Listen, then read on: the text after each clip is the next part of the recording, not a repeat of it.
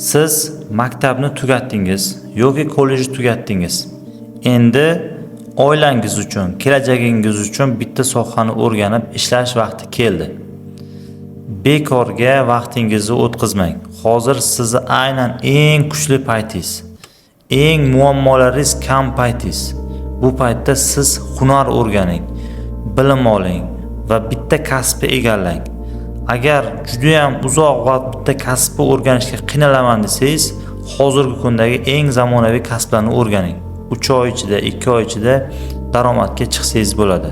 Bulardan SMM bo'lishi mumkin, targeting bo'lishi mumkin, onlayn savdolarni yo'lga qo'yib beradigan mutaxassis bo'lishingiz mumkin, content manager bo'lishingiz mumkin, yaxshi videograf bo'lishingiz mumkin, yaxshi mobilograf bo'lishingiz mumkin. Barchasi tezda o'rganiladigan soha.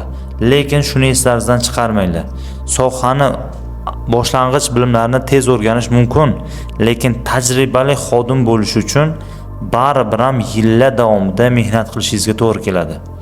Hozirgi avlod, ya'ni Z avlod, alfa avlod bular hamma narsani tez bo'lishini xohlashadi.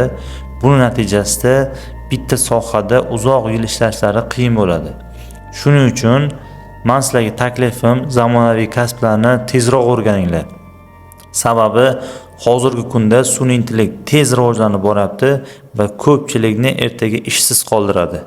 Siz o'ylamang, hozir o'qishni bitirdim, hozir maktab bitirdim, ertaga bir amallab yo'lim topib keta olaman deb o'ylamang. Sababi sizning raqobatchilaringiz ko'payapti. Siz Instagramda, TikTokda, qanaqadir klublarda vaqt o'tkazib yurgan paytingizda yoki kompyuter o'ynab yurgan paytingizda dunyoning narigi chetida qaysidir davlatda yoki Xitoyda bolalar ilm olyapti, kasb o'rganyapti, hunar qilyapti. Shuning orqasidan rivojlanyapti. Undan tashqari sun'iy intellekt degan texnologiya sizni bevosita raqobatchingiz. Ertaga qo'lingizdan ko'p ishlaringizni olib qo'yadi. Shuning uchun hoziroq kasb o'rganishni boshlang. Videoni ko'rib bo'ldingizmi? Turing o'rningizdan, bitta hunarni o'rganishga harakat qiling. Bo'ldi, yig'ishtiring bunaqa yashashni. Kelajagingizni hoziroq qurishni boshlang.